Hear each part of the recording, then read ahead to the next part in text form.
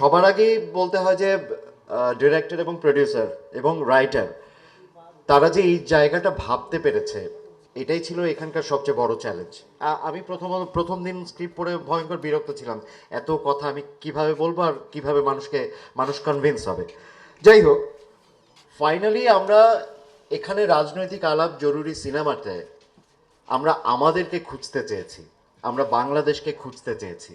আমরা যদি একটু হিস্ট্রির দিকে খেয়াল করে দেখি, ব্রিটিশ বলেন, মুঘল বলেন, সবসময় বিপ্লবটা বাংলাদেশের মানে এই বাঙালিদের পার্ট থেকে শুরু হয়েছে।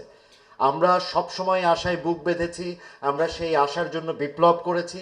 হ্যাঁ, অনেকবার অনেকবার অনেকবার আশাহতও হয়েছি, কিন্তু আমাদের ধমনীতে কিন্তু বিপ্লবীর রক্ত। আমরা বাংলাদেশটাকে চাই, কোনো দল চাই না, কোনো আলাদা মত, সবাই একসাথে থাকবে, কিন্তু আমাদের সবার প্রায়োরিটি হওয়া দরকার বাংলাদেশ। এবং সেই জায়গা থেকে এই সিনেমাটা অনেক বেশি রিলেটিভ।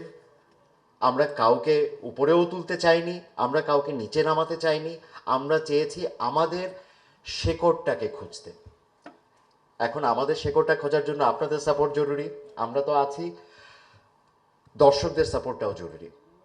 আশা করছি সামনে যখনই আমাদের সিনেমাটা রিলিজ হবে, আলোচনা হোক, সমালোচনা হোক, সবাই ওপেন মাইন্ডে করুক, আমরাও সেটার উত্তরগুলো খুঁজব।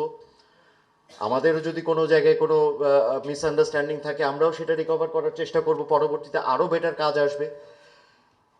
এতটুকুই, ধন্যবাদ, আমাদের সাথে থাকুন।